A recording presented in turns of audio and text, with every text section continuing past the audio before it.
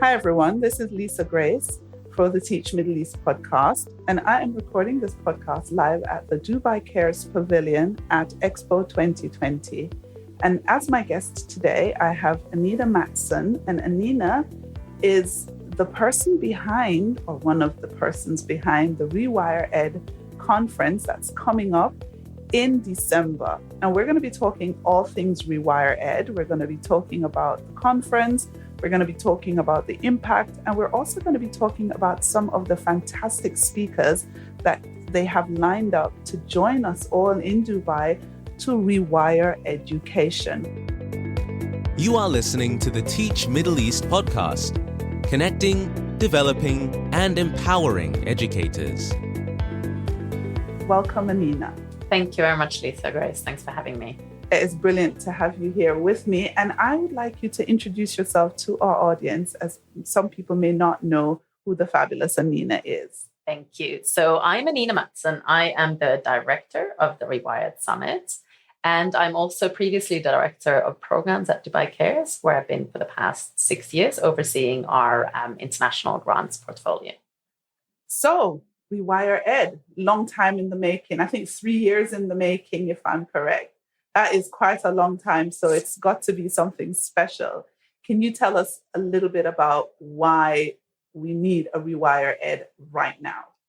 So RewirEd, like you rightly said, has been in the making almost for 3 years, since basically it was clear that Dubai Cares was going to participate in Expo, and we were really thinking about how do we really leverage this massive platform and do justice to the topic of education and learning at a global Expo. So we thought basically go big or go home. And we decided to host, together with Expo and in close coordination with the Ministry of Foreign Affairs, a global education summit, gathering people from all around the world, from the Expo countries, from our global education stakeholders, to private sector, academia, and the general public, to come together in Dubai and talk about the future of education. Because for us, the system is no longer fit for purpose, not just in the developing world where Dubai Cares traditionally works, but really it's a question that the whole world grapples with at the moment. And what better place to come and talk about that than at the Expo as a platform with 190 countries present, a number of corporate partners, as well as civil society. Yeah, I think you're correct. What I want to also find out from you is, what are some of those issues that you saw that made this such an important event at this time? So interestingly, we obviously started planning for the RewirEd Summit well before COVID hit. Already, the context in which we work as Dubai Cares, primarily in the developing world, the learning crisis that we're seeing everywhere is humongous. Even before COVID, we have about 260 million kids not in school at all. We have about 450 million children and youth who are in school but not learning anything. And by 2030, we have about 850 million young people who are going to enter the workforce without even remotely the necessary skills to meet the demands that the life of work currently wants. So for us, this was already a crisis in the making that then has been massively exacerbated by COVID. The timing of having this conversation this December, we're still in a reality where while many countries and many people have gone back to school, many kids are in school again, there are still a huge number of countries where kids have been out of school for almost 2 years. So the urgency of this conversation around, how do we make sure that education systems are fit for purpose for what the future requires, both in terms of the changing nature of the world of work, but also in terms of sustainability, climate change, stability more generally, but also the fact that we need to realize that education is really the foundational pillar of human capital development.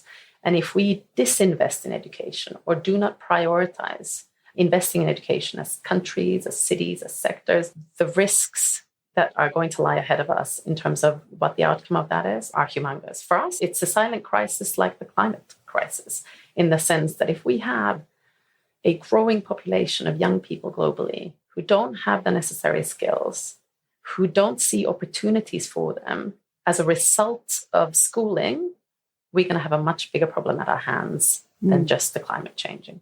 Yeah, I do agree. And as an advocate of education for all and someone who proposes that we look at this on a very serious level. I'm quite excited about the event and wanted to know a little bit more about how it will be structured and what we can expect once we turn up for this fantastic conference.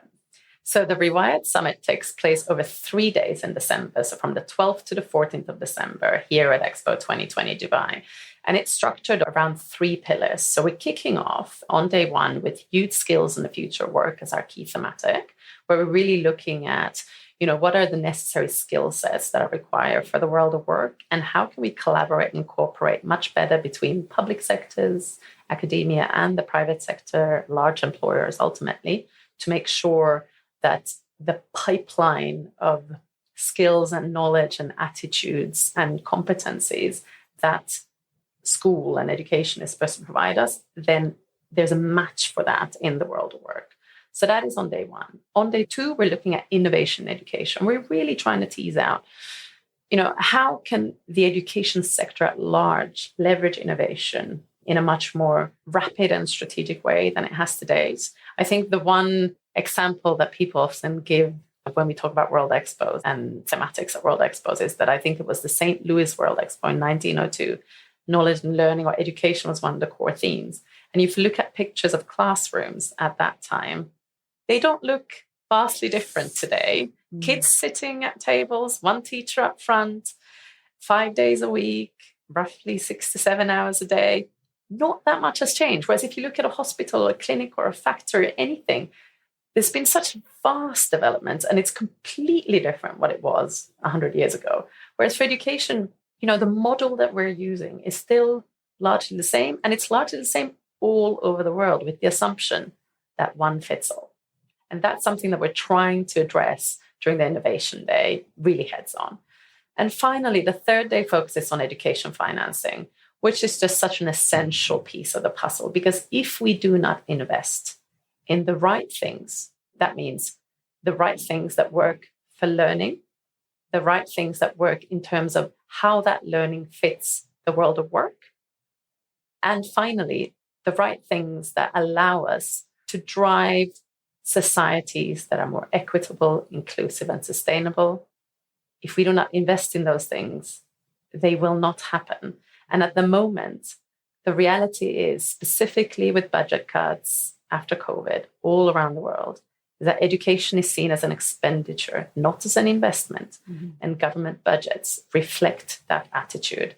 This is a really, really big risk, particularly in lower middle income and lower income countries. And this is something that we urgently have to draw the attention to. And that is the main focus of the education financing, that is reflecting on how can we make sure that scarce resources and domestic financing are well allocated? How can we make sure that we get an increased amount of international, both public and private financing dedicated to education worldwide?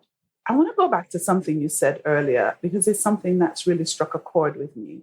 On the Innovation Day, you are looking at ways that we can transform education. And I'm excited about that because the example you gave is very, very true. Not a lot has changed since 1902, which is so unfortunate. Like, that blows my mind. And I'm sure my listeners are like, oh my God, she is right. We still sit in rows and teachers.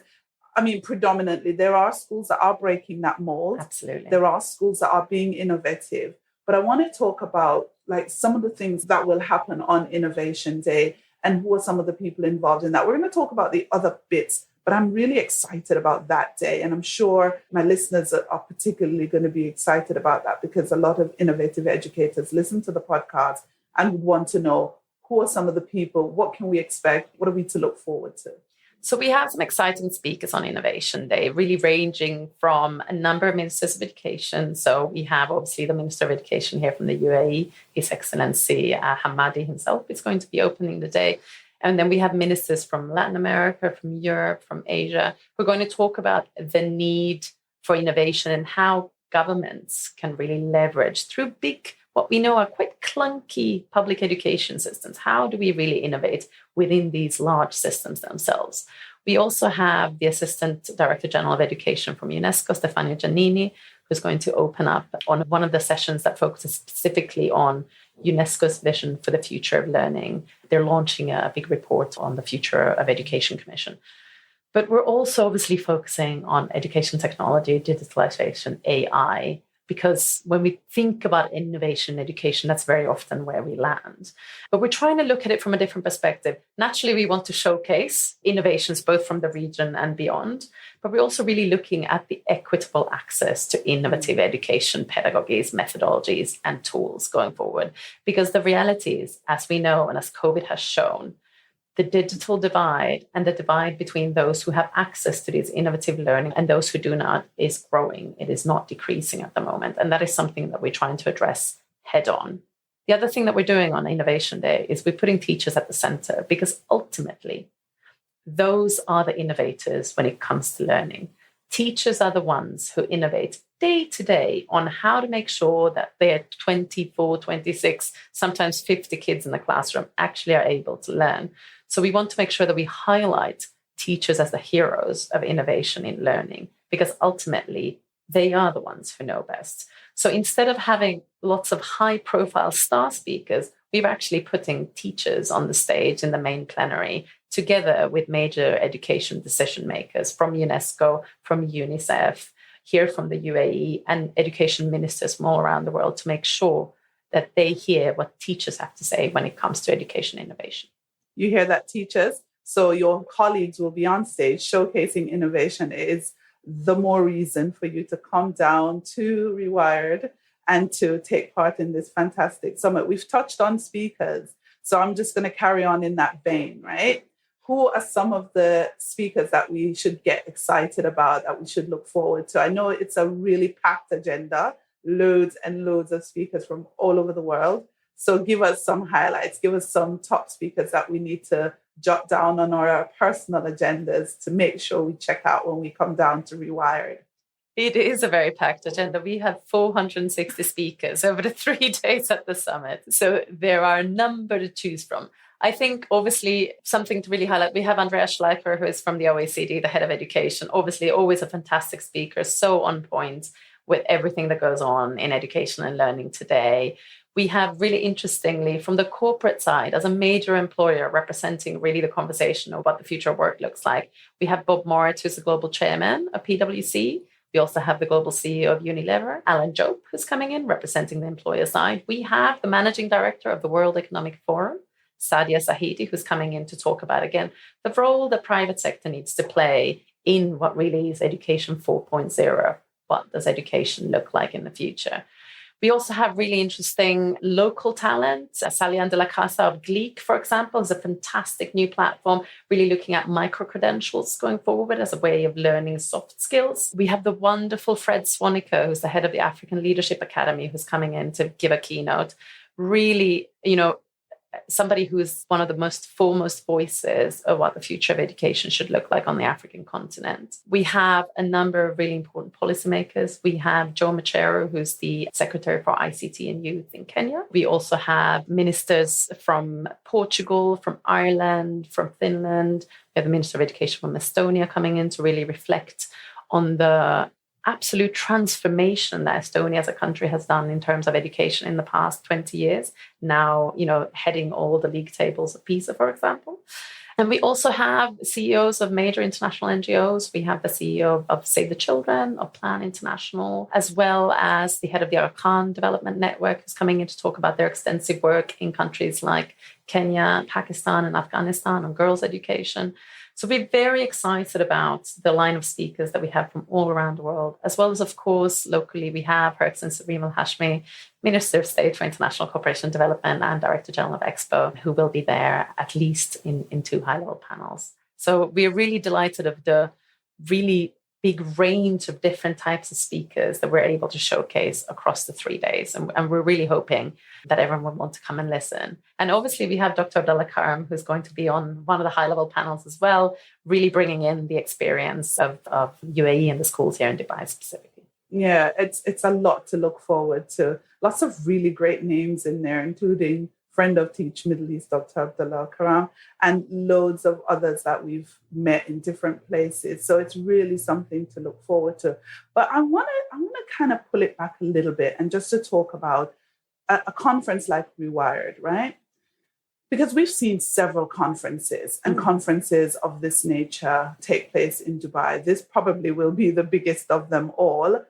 But once the conference is over, I want to talk impact and I want to talk longevity. Because for me, it's all good to have this really big, fantastic conference and then walk away. But I really want to know at the end of this, what impact do you foresee a conference like RewirEd having on the less fortunate in places where their voices aren't always amplified and where they don't get a chance to attend something like this? How will it impact them? So thanks. I think that's such a great question and such an important one, because you are right. The kind of bigger question of the so what of it all is something that I think is really important to think about. And it's something that we have been thinking about, from the beginning, I'd like to say. And one of the premises that we have for the RewirEd Summit and why we think it's so important to host this conversation here at Expo 2020 Dubai is that we firmly believe that in order to get different outcomes and different results for education globally, we need to look at the problem from different perspectives. We need to have conversations that are much more inclusive of different voices. And that means different sectors, different actors, and different levels of policymakers. And that's what we're hoping to do with RewirEd, is to really facilitate collaborations between new and unlikely allies. And that's why we have gone far and wide with our invitations to people to participate in the summit, because we firmly believe that education is or should be everybody's business. It's something that we should all be concerned about because it informs, impacts, and affects all other walks of life, whether it is health, whether it is economic prosperity, whether it is well-being, climate change. We know that this is something that education is the foundation for, and schools and teachers particularly are the vessel through which a lot of this messaging and a lot of the attitudinal change that we need to see in this world takes place. And this is why we firmly believe that teachers need to be part and parcel of this conversation, because so very often we talk about education policy and what education should look like, but without having teachers at the center of conversation of design of that. So how it is all delivered can only be informed by teachers and educators, because they are the ones who know. They know what works and what does not work. And they need to be at the core of that. And when we talk about what is the impact of the RewirEd Summit going forward, we have from the beginning said the summit is one point of the journey. It is the kickstart of a much longer process of convening in a much more inclusive way around the conversation of education. So we are hoping to continue convening RewirEd, not in the same magnitude as this summit, not the 460 speakers every time, but we will continue with an annual gathering from here on until 2030, which is the kind of deadline for the Sustainable Development Goal, because we fundamentally believe that at the moment, there are a lot of conferences, like you said, Lisa Grace, that is true, but they are very often either focused only on schools and teachers and educators, or they are focused on education service providers, or they are focused on the policymakers and the ministers, or they are focused then on the world of work with the private sector separately. What we're trying to do is convene all of those conversations in one platform and understand that we cannot work in silos, because it is not helpful to any of us ultimately. Teaching policy, the design of how we deliver education needs to be informed by the surrounding, needs to be informed by the policymakers, needs to be informed by everything that goes under that. And all of that ultimately needs to inform the financing piece. And it is all linked to each other. And all of the things we talk about in terms of what and how we teach ultimately needs to link to the world of work. So we cannot continue to have these siloed conversations anymore. And we firmly believe that this is the first time that we're having a conversation that is really so inclusive in the different perspectives that are being brought in. And finally, the RewirEd Summit takes place at a really opportune time, because the UN Secretary General, Antonio Guterres, has announced that for 2022, there will be a UN-led summit on the transformation of education. And we are already linking strategically to his office, working closely with our UN strategic partners, UNESCO and UNICEF, in order to make sure that all the outcomes and recommendations that come out of the RewirEd Summit are fed into the process of consultation that will then lead to this larger UN-led summit at the end of next year or early 2023, which is really meant to sort of renegotiate the social contract between students and the world of work, which at the moment, I think many people, young people around the world, feel that is broken. Yeah, it is indeed broken. We can't get into that. That's a topic I really love to talk about, that disconnect between school and what we're preparing students for and the realities of the emerging world of work. Absolutely. So without getting sidetracked, because that's quite easy for me to do, I want to go back to something you said, and that is that RewirEd is pulling all the voices together so that people can actually talk to each other and get out of these silos that we've had for over, a century, so to speak. When you do have these findings and you collate all the information, how will all of us as educators get a chance to interact with those findings and with the information that will come out of RewirEd? Are there plans for maybe a portal or a book, or how will that information be disseminated? Thanks. That's a great question. So we will have an outcomes report that will hopefully ambitiously be ready by sort of end of March, early April. Given that we have over 100 sessions and 400 speakers taking place at RewirEd, there's a lot of outcomes and recommendations to pull together and tease out. But the idea is very much to then disseminate that very widely and use that as the basis of consultation and the basis of getting people engaged in making sure that their voices are heard again in the continuation of this conversation around what the future of education should look like globally. Because ultimately, we firmly also believe that this is a global problem. And for global problems, there are no national solutions. So this is a conversation that is relevant here. It's relevant in Finland. It's relevant in Kenya. It's relevant in South Africa. It's relevant in Central America.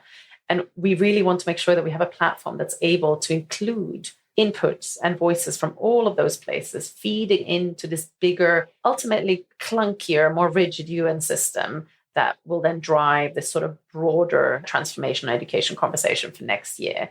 And that's why we think is the real added value of RewirEd as a platform, is that we can be inclusive because we've got no mandate to assess that we cannot. So we are really hoping that we are able to share far and wide the outcomes reports. And we're thinking already about ways how to make that sort of digestible in ways that fit lots of different audiences, including teachers, including educators, school leaders, so on and so forth.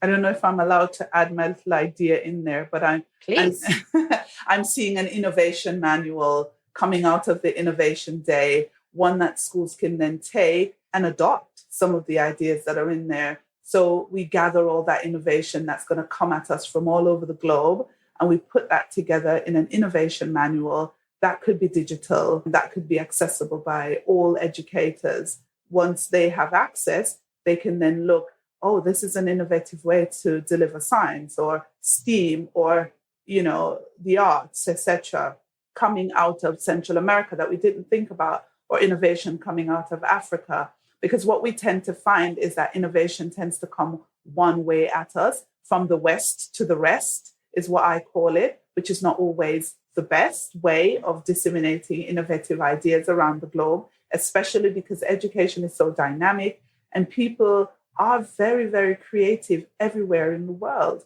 So if that innovation is gathered at RewirEd and then put across to every educator globally, then we can all pull from that beautiful pool of innovation. What do you think? That's a great idea. And because we're bringing in so many different actors from all around the world, really highlighting their innovations, I think that's a fantastic idea. That's something we could easily pull together. I mean, the African Union is running a whole big session on innovators from the African continent when it comes to education. We have our 8 teacher participants who are literally bringing school-based, classroom-based innovations that they did during COVID to showcase here. I mean, that's a great idea. And that's definitely something that we could so easily do and would want to be able to do again, to use this platform as a way, as a point of reference to come to look at what happens all around the world, as opposed to what just happens with your big global north context. And that's very much what we're trying to aspire to with RewirEd and with hosting this conversation here at Expo, is that it is a global conversation. It shouldn't be a one way where, the global north shows the rest of the world what they've done, because we know that they've struggled just as well as everyone else has struggled, especially in the past 18 months. And interestingly, and I could go on about this for hours, but interestingly, a lot of the lessons that have been learned, during COVID, a lot of the contexts that have been resource poor and dealt with crisis for a long time, they were much quicker to adapt and to respond and to react than, our context in sort of, say, in Northern Europe or the US, where we were just dumbstruck because we're not used to this. So there's so many lessons that can be learned also from contexts that we don't think that have anything to teach us. And that's what we want to be able to highlight at the summit. Are you excited yet, guys, about RewirEd? Because I am. And I think when you look at the richness of the program and you hear about all that's going to be offered, I'm sure the one question you want to know is, how do you get involved? How do you get registered, get your approval, and come on down to RewirEd? So tell us, Annina, how do we get involved? So you can go and register on our website, www.rewired2021.com/summit. As soon as you register, there will then be a sort of 5-day maximum for approvals that we're doing in our end. And once you get approved to attend, you will also automatically get 3-day passes to the Expo site that come together with the RewirEd Summit registration. And our RewirEd Summit app is going to be live the last week in November. And once you register, you could download that and see everyone else who's attending, as well as have access to all the sessions that are taking place, in addition to the really exciting programming that's happening at Expo anyway that week, because that is Knowledge and Learning Week at Expo, the 12th to the 18th of December. All of the Expo site is going to focus on knowledge, learning, education, the future of work. And I'd really encourage all teachers and educators and school leaders to come down here to Expo that week, because there's so much to learn, so many conversations to be held, and so much that you can share as well. So please do register, do come. Can't wait to see you. Fantastic. Now for the very, very few who might be unable to make the journey. Maybe they're listening to the podcast from another country, they can't fly over, or for whatever reason, they can't make it. Are there any provisions for people who can't be physically here in Dubai for RewirEd in 2021? The summit will be a hybrid summit. So the sessions will be live streamed, and you'll be able to log in from a portal once you've registered to attend the summit. You'll be able to do a virtual participation. There are some sessions that will only be available for those attending in person, because we do have a lot of hands-on workshops, for example, that are just not, they don't do well as virtual sessions or pre-recorded sessions. But also, once all the sessions have gone live, they will also be on our portal as downloadable. So then everyone can watch them still for the month following the RewirEd Summit. So given that there are 100 sessions, there is a lot of content there. So if you cannot make it in person, or are very busy during those 3 days, you would be able to catch the on-demand service later on as well, as long as you have registered for the summit. So you still have to register, guys. So you get onto the website now, register, and if you can't be physically here, as Annina said, you can still participate by taking part in the pre-recorded and the streaming sessions. Now, you've spent 3 years of your life planning RewirEd with your team. And I'm sure you've not had a chance to really stop and breathe. So I'm going to give you that chance now. And you're going to take yourself out of the role of organizer, and you're going to think participant and delegate. What are you most looking forward to at RewirEd? What excites me most about RewirEd is, after 2 years of people not having been able to get together, I think the ability to come together again safely here in Dubai, people from all around the world. You've had such wonderful reception to the RewirEd Summit, despite being in times of pandemic. Just the excitement of being able to come and take part in something in person again, and take part in these really important conversations. There is nothing more important at this time, after the COP26 and really addressing the big climate crisis, than addressing the learning crisis we have on our hand globally. And the willingness and the eagerness we've had of both the highest level of decision making and policymakers, to experts, educationalists, to teachers, to even parents taking part in this conversation, just makes me incredibly proud. And I'm particularly looking forward to a lot of our youth engagements. One commitment that we made early on was to ensure that this conversation that we're having is informed by the voices of youth. And we've been working together with Restless Development, which is a youth engagement partner, on a global youth survey that is informing our questioning throughout the 3 days. And we will have quite a large number of youth delegates, despite COVID. We will have them here through the 3 days to take part in the conversations, be on the panels, moderate the panels, ask the tough questions from decision makers around the world.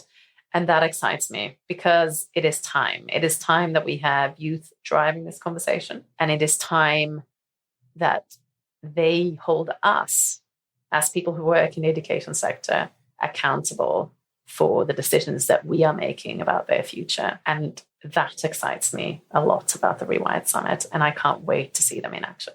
Brilliant. I'm excited. I'll be here. And I'm sure lots of our listeners will be joining us here in Dubai.